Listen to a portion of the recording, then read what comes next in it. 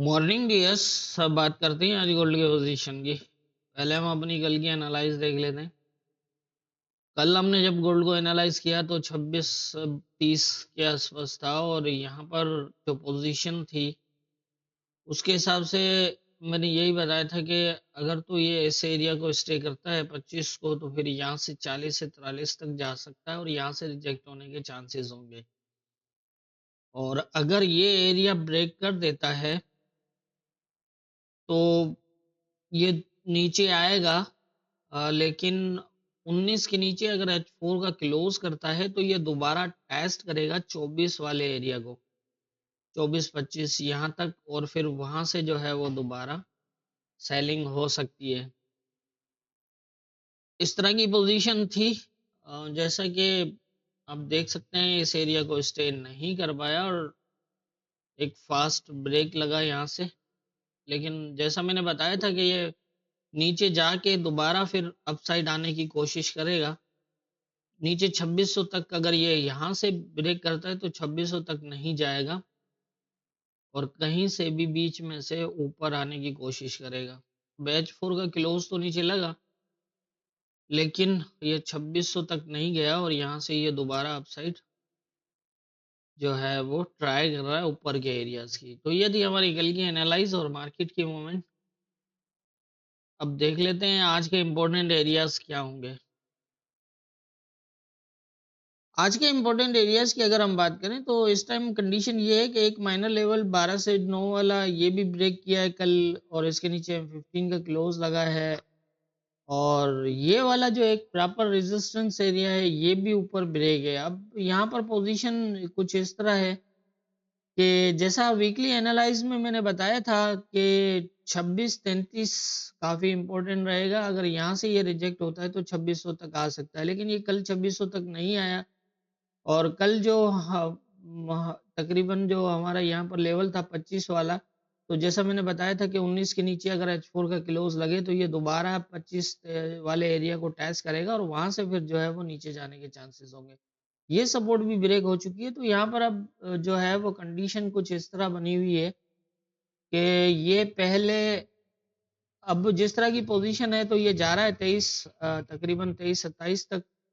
और यहाँ पर दो पोजीशन ध्यान में रखिएगा, अगर तो ये इसको टैच करके यहाँ से रिजेक्ट होता है या फिर शेडो ब्रेक करके रिजेक्ट होता है तो फिर 2600 तक।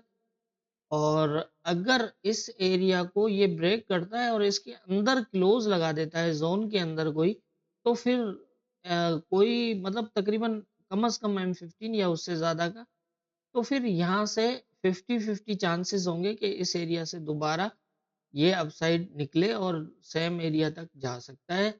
ऊपर के एरियाज फिर भी जो है वो अम, तकरीबन यहाँ से ये रिजेक्ट हो सकता है, यहाँ से हो या फिर यहाँ से हो, इस तरह। एक तो ये पोजीशन है, और दूसरा ये है कि अगर ये इस एरिया से रिजेक्ट और इस तरह से हो तो फिर ये भी एरिया ब्रेक हो सकता है। लेकिन यहाँ पर आप मॉनिटर करिएगा क्योंकि ये ऑलरेडी ब्रेक है तो ये ब्रेक हो सकता है।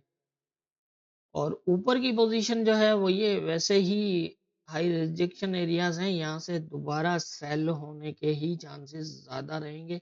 इस टाइम अगर हम कंडीशन देखें ना इस लेवल के ऊपर, तो कोई ऐसी पोजीशन नहीं है 15 की जो इसको कोई ज्यादा बुलिश कर सके। और ये रेजिस्टेंस एरिया जहाँ पर आप देख रहे हैं पोजीशन जो M30 की M15 की है, तो उसके बेस पे भी लग रहा है कि ये इस एरिया से रिजेक्ट होगा। बहुत ज्यादा चांसेस हैं कि यहाँ से ये रिजेक्ट ही होगा, काफी हद तक लग रहा है। तो इस तरह की पोजीशन है। अब यहाँ ये सपोर्ट जो है वो नीचे और ऊपर ब्रेक है। अब इसको अगर ये दोबारा सपोर्ट बनाता है, दोबारा यहाँ से ऊपर जाके, तो इस एरिया को ब्रेक क्लोज करके फिर ये सपोर्ट बना सकता है। अगर ये इसको ब्रेक क्लोज नहीं कर पाया और शेडो ब्रेक या फिर टेस्ट करके आया नीचे, तो फिर इसको ब्रेक करके नीचे चला जाएगा। तो इसी तरह से जो है वो मार्केट मूव करती है लेवल्स के ऊपर। लेवल्स नीचे ब्रेक होते हैं फिर ऊपर ब्रेक, जैसे ये आप देख रहे हैं यहाँ पर कि यहाँ पर ये नीचे ब्रेक हुआ फिर ऊपर ब्रेक हुआ, ये दोबारा जब तक इसको प्रॉपर सपोर्ट नहीं बनाई। यहाँ पर एक माइनर रेजिस्टेंस एरिया था, उसको पहले इसने ब्रेक किया, फिर यहाँ पर ये सपोर्ट बनाई, तब जाके ये जो है वो यहाँ से एक बुलिश अच्छी मूव कर पाया। तो इस तरह से यहाँ पर भी यही पोज़ीशन है। ब्रेक है, अगर इसने वैलिड रखना हुआ ब्रेक को, तो ये इस एरिया को ब्रेक नहीं करेगा और ये नीचे आ जाएगा। ब्रेक क्लोज़ नहीं करेगा।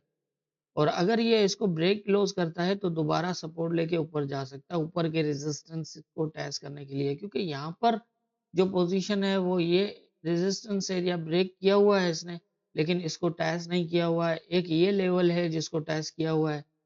अब ये भी है, लेकिन ये एक ऐसा लेवल है जो वक़्ती तौर पर काम कर सकता है जैसे इसने किया।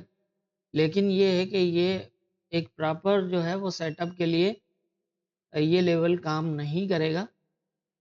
यही और यही काम कर सकते हैं। अब ये ऊपर की तरफ ब्रेक है, यहाँ तक भी जा सकता है और अगर यहाँ से ये रिजेक्ट होता है तो फिर जिस तरह यहाँ पर पहले ये इस एरिया से देखें प्रॉपर रिजेक्ट था, लेकिन ये दोबारा इसको टेस्ट ही नहीं कर पाया। दोबारा इसको टेस्ट करने की कोशिश की। अब 2 चीज़ें हो सकती है, या तो ये इसका जो ये मूव है ये वैलिड रहे, इस एरिया से रिजेक्ट होके ये एक नीचे आ जाए, या फिर ये है कि इस एरिया को दोबारा टेस्ट करके रिजेक्ट हो।